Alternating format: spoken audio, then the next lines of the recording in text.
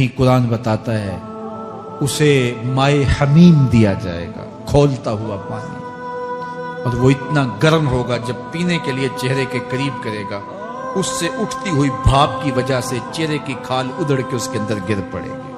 لیکن اس کے باوجود اس کو پینا پڑے گا۔ اللہ فرماتا ہے یہ دنیا ہی سب کچھ نہیں ہے، سمجھ لیا یہی سب کچھ ہے، آخرت کو بھول گئے،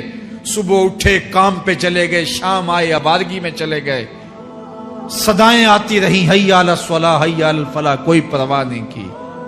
نہ پیشانیوں نے سجدے کیے، نہ سوچوں میں پاکیزگی آئی،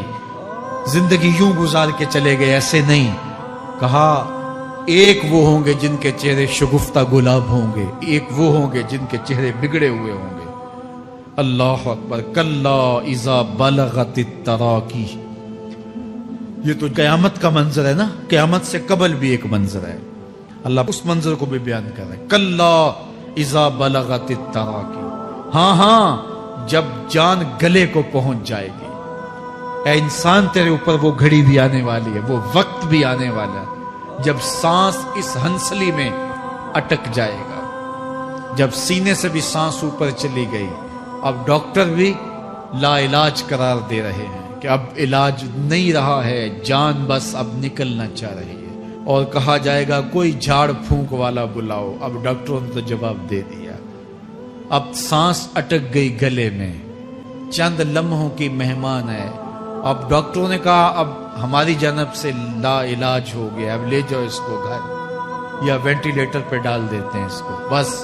اب ہماری جانب سے کوئی اس کا علاج نہیں ہے۔ اب گھر والے روتے ہیں، کہتے ہیں کوئی جھاڑ پھونک والا لاؤ، کوئی دم والا لاؤ، شاید وہ کوئی دم کرے تو اس کی جان میں جان آ جائے، ڈاکٹروں نے تو لا علاج قرار دے دیا۔ وَظَنَّ عَنَّهُ الْفِرَاقُ، اللہ فرماتا ہے یہ تو جھاڑ پھونک والے کو ڈھونڈ رہے ہیں، لیکن جس کی سانس یہاں اٹکی ہے وہ سمجھ گیا ہے اب موت آ گئی ہے، اس کو یقین ہو گیا ہے کہ اب موت کے لمحے آ گئے ہیں، اب میں بچ نہیں پاؤں گا، اب آنکھیں تاڑے لگی ہوئی ہیں، وَالْتَفَّتِ السَّاقُ بِالسَّاقِ، پنڈلی پہ پنڈلی چڑھ رہی ہے، جب موت آ جاتی ہے تو پھر پنڈلی سے پنڈلی لپٹ جاتی ہے، اس کو پھر جدا کرتے ہیں اور جدا کر کے دونوں انگوٹھے باندھ دیتے ہیں تاکہ پنڈلی کے اوپر پنڈلی نہ چڑھے۔ اللہ وہ منظر بیان کرتا ہے صاحب یہ وقت آنے والا ہے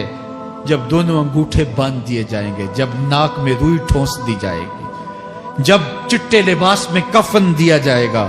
جب غسال کے سامنے بے بس پڑے ہوں گے، وہ چاہے یہ بازو اٹھائے چاہے یہ بازو اٹھائے، گرم پانی ڈالے یا سرد پانی ڈالے، جب بس پڑے ہوئے ہوں گے جو ہے وہ غسل دینے والوں کے، اور ناک میں روئی ہوگی اور دونوں انگوٹھے آپس میں بندھے ہوں گے، یہ محل، یہ ماڑی، یہ کوٹھیاں، یہ بنگلے جس کو سویر شام لگ کے حلال حرام کی تمیز کیے بغیر بنایا تھا، غوث اعظم رضی اللہ تعالیٰ عنہ بولے مکان بنا رہا ہے بسیں گے اور حساب تو جا کے دے گا، اور یہ تو ایک رات بھی تجھے اس گھر کے اندر نہیں رکھیں گے کہ چلو ایک رات مہمان رکھ لیں، کہتے ہیں نہیں نہیں مہمانوں نے بھی جانا ہے تو جلدی کرو اس کو سپرد کراؤ، وہ تو تیرا لباس بھی پھاڑ کے اتاریں گے، خود غسل دینے کے لیے تیار بھی نہیں ہے، تجھ سے خوف آنے لگا ہے، جاندی واری ڈرونا بنے ہوتے ہاتھ نہ لاندے ڈر دے، جنہ لئی تو پاپ کمائے اج کتھے نہیں تیرے کر دے،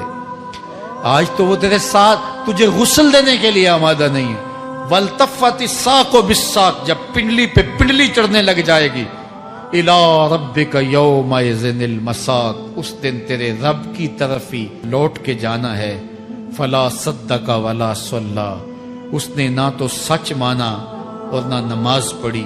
وَلَٰكِنْ كَذَّبَ وَتَوَلَّىٰ، ہاں جھٹلایا اور منہ پھیر کے چل پڑا، ثُمَّ ذَهَبَ إِلَىٰ أَهْلِهِ يَتَمَطَّىٰ، پھر اپنے گھر کو اکڑتا ہوا چلا، اولا لکا فاولا ثم اولا لکا فاولا، تیری خرابی آ پہنچی، ہاں تیری خرابی آ پہنچی۔ ایحسب الانسان ان یترک سدی،